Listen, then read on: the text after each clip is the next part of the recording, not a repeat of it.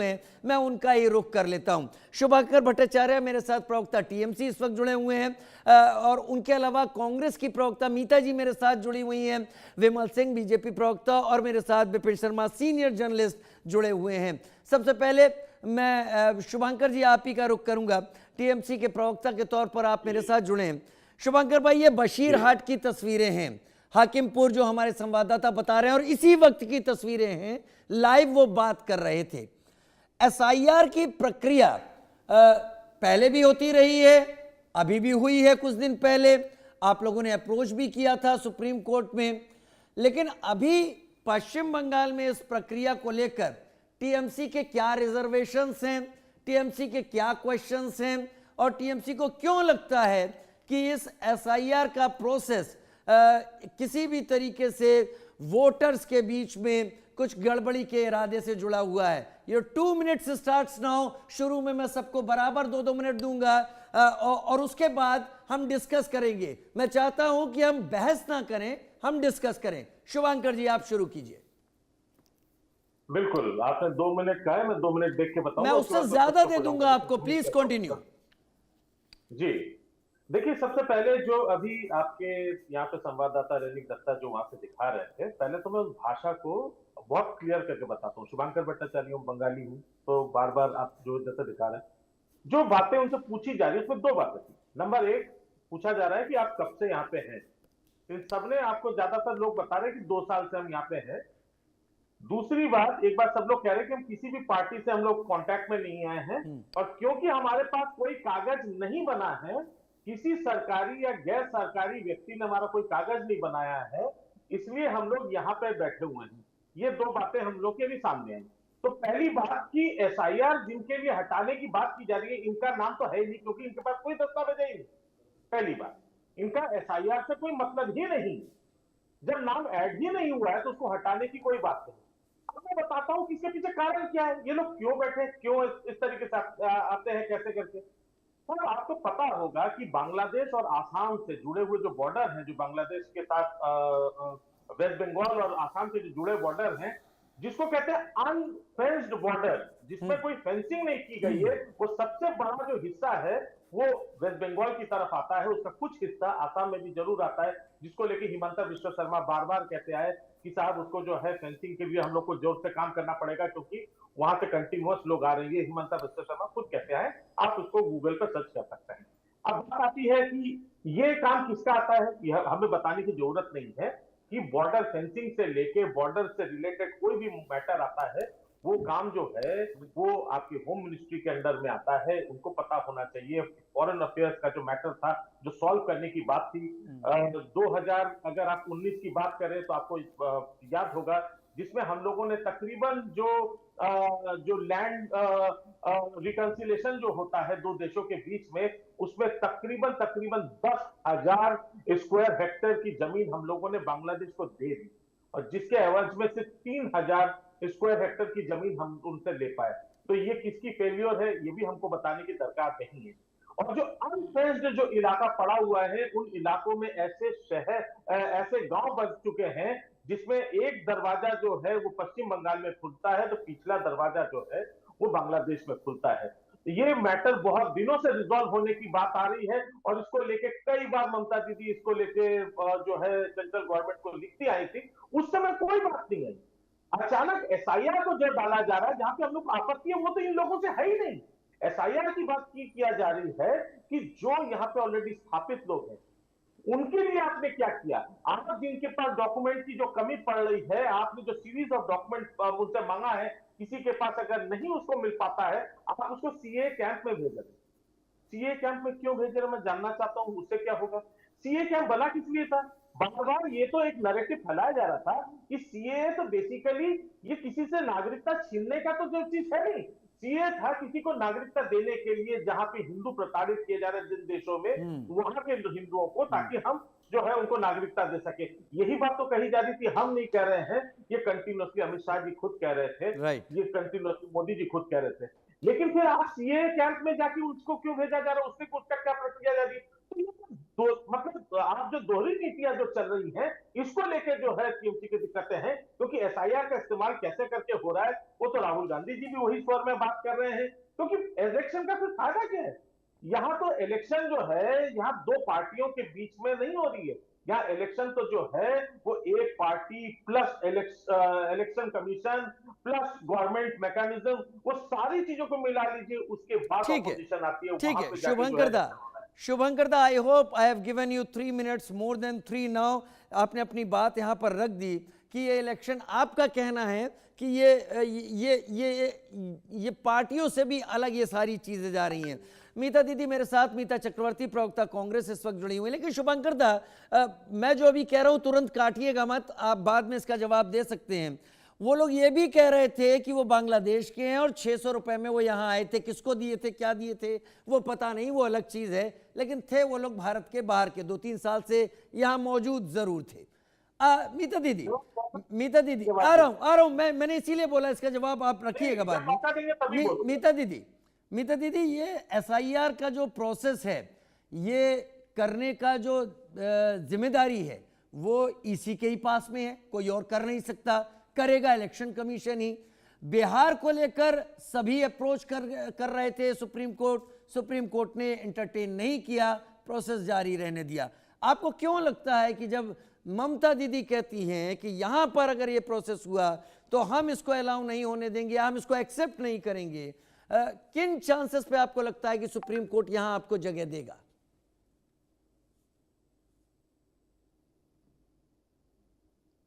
मीता दीदी अनम्यूट कर लीजिए, आपकी आवाज नहीं आ रही है। देखिए, पहली बात यह है कि कांग्रेस पार्टी एसआईआर का खिलाफत नहीं किया है। हमने खिलाफत किया है तो पॉलिटिकली मोटिवेटेड एसआईआर का।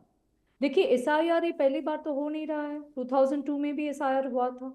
जरूर चाहिए कि फेक डुप्लीकेट वोटर्स को बाहर किया जाए, ये बिल्कुल चाहिए कि जो डेड वोटर्स है उनको बाहर किया जाए। अगर कोई इलीगली हमारी देश में घुस आता है तो उनको भी बाहर करना चाहिए, क्योंकि हम नहीं चाहते कि हमारी स्टेट की जो रिसोर्सेस है, जो फिनेंशियल रिसोर्सेस है, उसके ऊपर कोई इलीगल इमिग्रेंट आके बस जाए। हम लोग कोई नहीं चाहते इलीगल इमिग्रेंट्स। तो बिल्कुल एसआईआर होना चाहिए, पर ऐसा एक पॉलिटिकल टूल की तरह नहीं होना चाहिए जहां पर वो एक बीजेपी का प्रोसेस बन जाए जिससे वो वैलिड वोटर्स को हटा के फेक डुप्लीकेट वोटर्स डाले। क्योंकि अभी तक राहुल गांधी जी ने जितने सारे सवाल किए हैं एविडेंस के साथ, केस स्टडीज के साथ, उसका कोई भी जवाब, कोई भी स्पेसिफिक डेटा पॉइंटर्स के ऊपर जवाब इलेक्शन कमीशन दे नहीं पाए। एक मैक्सिकन मॉडल का पिक्चर लेके 22 बार उसका नाम कैसे आता है हरियाणा का वोटर लिस्ट में, या एक 1 बेडरूम फ्लैट में 60 वोटर्स 85 वोटर्स कैसे रजिस्टर्ड होता है, क्यों इतने सारे लोगों का हाउस नंबर 0 है या फादर्स नेम ABCDEFGH है, इनका कोई भी वैलिड उत्तर, वैलिड आंसर अभी तक हमें नहीं मिला है। और ये कर्नाटका में हुआ है, ये महाराष्ट्र में हुआ है, ये हरियाणा में हुआ है, और कुछ दिन बाद शायद आप देखेंगे बिहार एसआईआर में भी हुआ है। तो हमारे जो पॉइंटर्स है, एक है आप फेयर और ट्रांसपेरेंट प्रोसेस से कीजिए, बी है आप थोड़ा ज्यादा वक्त लीजिए। सबको पता था कि 2026 मई तक वेस्ट बंगाल में इलेक्शन होना था, इतना देर से आपने शुरू किया एसआईआर प्रोसेस, और इतना कम वक्त में आप इतनी बड़ी एक राज्य में एसआईआर करना चाहते हो। अभी कुछ दिन पहले एक न्यूज आया था कि जलपाईगुड़ी में एक BLO 2 शांति मुनि उनका नाम है, वो वर्क स्ट्रेस के लिए उसने सुसाइड कर लिया। ऐसे BLO के सुसाइड के खबर मध्य प्रदेश और राजस्थान से भी आ रहे हैं, केरल से भी आ रहे हैं। तो मेरा लिमिटेड सबमिशन ये है कि एसआईआर कीजिए, but not as a politically motivated process of BJP, और एसआईआर को वर्क टाइम लिमिट ज्यादा कीजिए, जैसे हर एक पॉलिटिकल पार्टी के रिप्रेजेंटेटिव वहां पर हुए, वहां पर एक फ्री फेयर प्रोसेस से एसआईआर प्रोसेस को कंप्लीट किया जाए। हम लोग सब चाहते हैं कि फेक डुप्लीकेट वोटर्स ना रहे। कितने हजारों लाखों का एविडेंस हमने दिया है कि इलेक्शन कमीशन जो इलेक्टोरल वोटर लिस्ट में जो 2024 का इलेक्शन हुआ है या जो अभी असेंबली इलेक्शन हुआ है, वो सारे फ्लॉड वोटर लिस्ट है, इतने सारे फेक डुप्लीकेट वोटर्स है उसमें। तो हम चाहते हैं कि फेक डुप्लीकेट वोटर्स को बाहर किया जाए, और हम चाहते हैं कि वैलिड वोटर्स की वोटिंग राइट को प्रोटेक्ट किया जाए। पर इसको अगर आप इतने कम वक्त में करेंगे, और ज्ञानेश कुमार जो है और इलेक्शन कमीशन ऑफ इंडिया जो है वो अगर बीजेपी के एक फ्रंटल सेल की तरह बिहेव करेंगे, तो तब तो ये बात ठीक सही है कि vote BJP versus another political organisation में हो ही नहीं रहा है। ठीक है इट ठीक इज है election commission of India versus the people of the state. ठीक है मीता दीदी, It's ECI versus people of मैंने आपको भी 3 मिनट से ज्यादा, हालांकि 2 मिनट मैंने बोला था, आप दोनों को 3-3 मिनट से ज्यादा शुरुआत में वक्त दिया है, लेकिन आपने दो बातें बड़ी खास कही हैं। एक तो आपने ये कहा है कि अगर ऐसे लोगों को निकाला जाता है कोई एतराज नहीं है। आपने एक बार फिर अपने नेता की तरह इलेक्शन कमीशन को टारगेट पर लिया है, ये दूसरी चीज यहां पर दिखाई पड़ती है। तीसरी, आप जो मुद्दा रेस कर रही हैं, आप कह रही हैं टाइमिंग।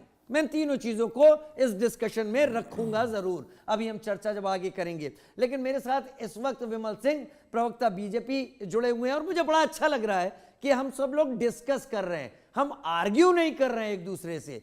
विमल सिंह जी, मीता जी को आपने सुना, शुभांकर भट्टाचार्य को आप सुन चुके हैं, और आपने हमारे रिपोर्टर रैनिक को भी सुना होगा जो कि बशीरहाट के पास से बॉर्डर एरिया से रिपोर्ट कर रहे थे। अभी भी वो वहीं पर हैं और उम्मीद है कि अगर ज़रूरत पड़ी तो हम उनके पास फिर जा सकते हैं।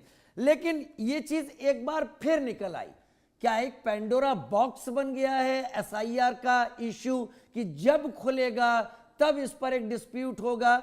हालांकि ये बात भी तय है कि सुप्रीम कोर्ट ने सवाल जरूर पूछे, लेकिन सुप्रीम कोर्ट ने प्रोसेस को आज तक रोका नहीं है, यह हमें भी पता है।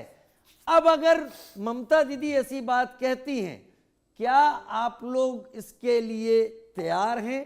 क्या एसआईआर जो शुरू हो चुकी है वहां पर, क्या वो प्रोसेस जो चल रहा है इलेक्शन कमीशन करता रहेगा?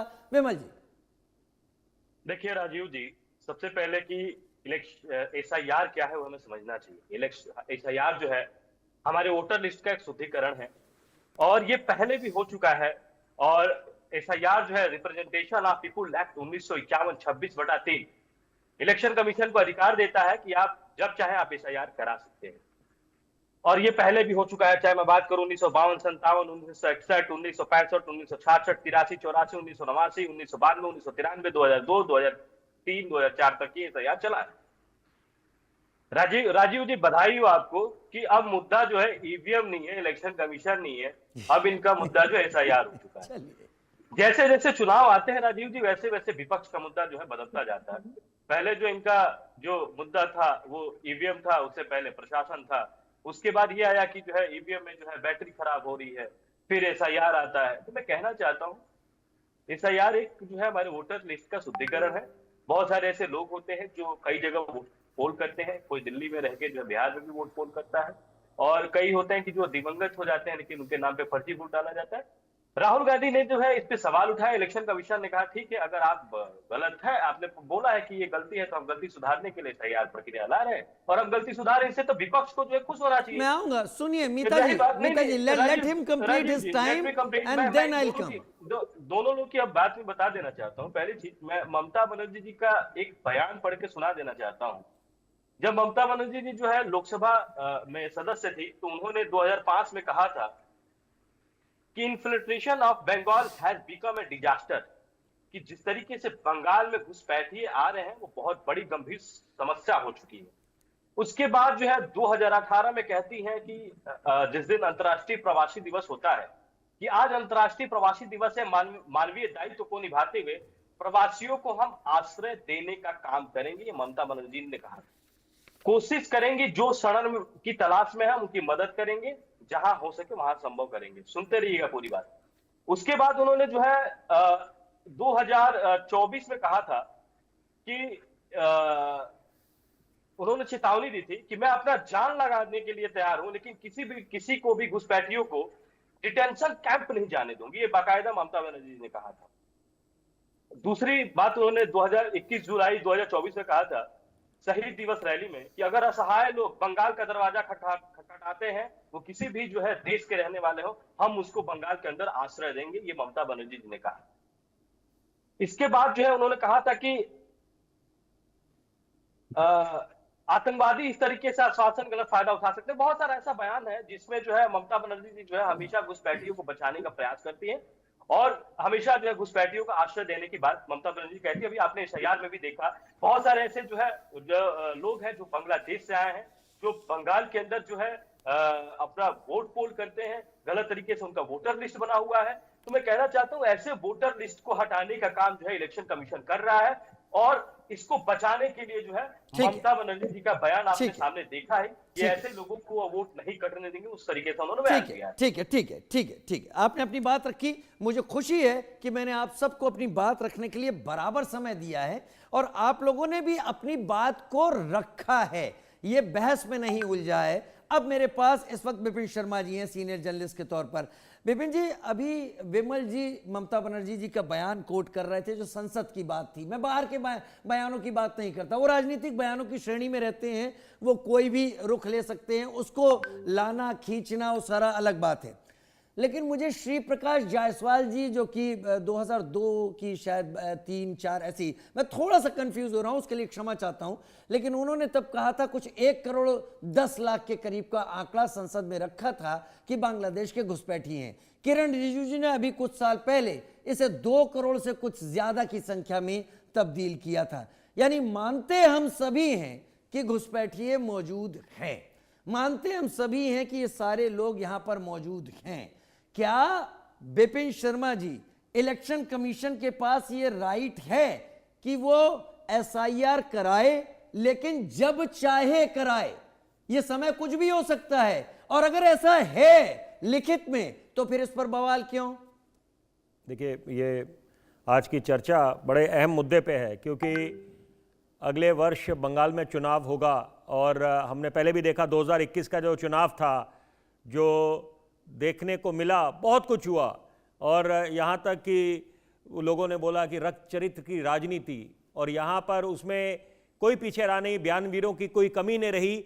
अब बात होती है कि आपने बात करी कि क्या चुनाव आयोग ये एसआईआर एक्सरसाइज, ये एक न्यू एज रिफॉर्म कह सकते हैं, या ये जो प्रक्रिया है उसको करने के लिए उसको मान्यता मिली है? तो ये बात समझनी चाहिए आपके दर्शकों की जानकारी के लिए कि माननीय सर्वोच्च न्यायालय ने, the apex court of the country, supreme court has validated कि यहां पर वो प्रक्रिया करा सकते हैं, लेकिन इसमें कुछ बिंदु हैं जिसकी तरफ ध्यान केंद्रित करा गया है। कि पहली बात कि अगर मास एक्सक्लूजन होंगे, कि अगर ऐसे ना हो, क्योंकि वोटिंग करना, ये वोट डालना एक हर एक नागरिक का अधिकार है, और यहां पर अगर यहां पर वोटर रोल से जो वैध नागरिक हैं उनके नाम काटे जाएं तो यह गंभीर मुद्दा बन जाता है। दूसरी बात, आप अपनी जो कंप्लेंट्स हैं वो रजिस्टर कर सकते हैं, फाइल कर सकते हैं, आपके पास काफी ऑप्शंस हैं। तो ये बातें, क्योंकि आपको ये बात समझने की आवश्यकता है कि आपको पारदर्शिता भी चाहिए, ये सिस्टम की क्लेंसिंग चाहिए, क्योंकि यहां पर अगर अवैध वोटर आ रहे हैं, ये देश या कोई अलग अलग राज्य कोई धर्मशाला तो है नहीं। हम लोग तुलना करते हैं कि हम लोग बड़ा शान से बोलते हैं परिवार में कि यहां पर बच्चा हमारा विलायत पढ़ने गया है, अमेरिका की बात करते हैं जिसको लैंड ऑफ अपॉर्चुनिटीज बोलते हैं, द बिग एप्पल। क्या कारण है? वहां एक सिस्टम है, मैकेनिज्म है कि यहां पर आप इलीगल जो इमिग्रेंट्स हैं उनके खिलाफ सख्ती से पेश आया जाता है, और यही कारण था। अगर बात करें अब एनआरसी की बात करें, एनपीआर की बात करें, अब एसआईआर की बात चल रही है।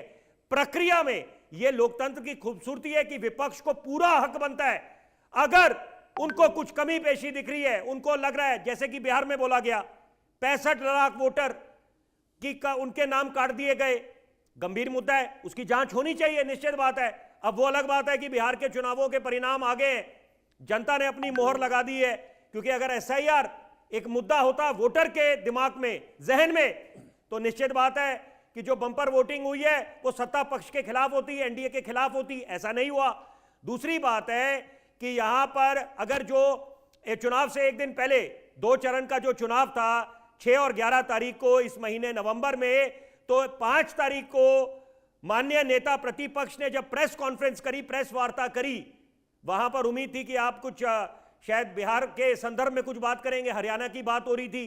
तो यहां पर टाइमिंग को लेकर सवाल है, क्योंकि अमूमन देखा जाता है कि जब चुनाव की प्रक्रिया संपन्न हो जाती है, नतीजे आ जाते हैं, तब ईवीएम पे ठीकरा फोड़ा जाता है, चुनाव आयोग को बोला जाता है, अलग अलग बातें, उपाधियां दी जाती हैं, और यही टाइमिंग।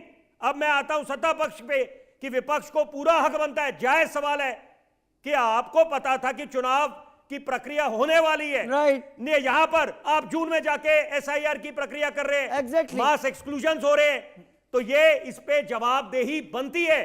लेकिन दो जरूरी बातें मैं बोलना चाहूंगा कि क्या इस बात को कोई नकार सकता है कि जितने बड़े बड़े राजनीतिक दल हैं सभी इसमें शामिल है। 19-20 का फर्क हो सकता है कि यहां पर जो हम इलीगल इमिग्रेंट्स की बात करते हैं, वोटर्स की बात करते हैं कि आप अपना वोट बेस स्ट्रांग करने के लिए, उसको स्ट्रेंथन करने के लिए, कंसोलिडेट करने के लिए, मजबूत करने के लिए आप हर एक राजनीतिक दल उनका इस्तेमाल करता है। दूसरी बात है हमारे बॉर्डर्स पोरस हैं, दे आर पोरस बॉर्डर्स, तो इन्फिल्ट्रेशन की जो समस्या है वो हो रही है। यहां पर बीएसएफ अपना काम कर रही है, उसमें हम सवाल नहीं उठा सकते, लेकिन अगर अवैध घुसपैठ हो रहा है जो कि एक गंभीर मुद्दा है, जो कि एक गंभीर मुद्दा है, क्लेंसिंग चाहिए।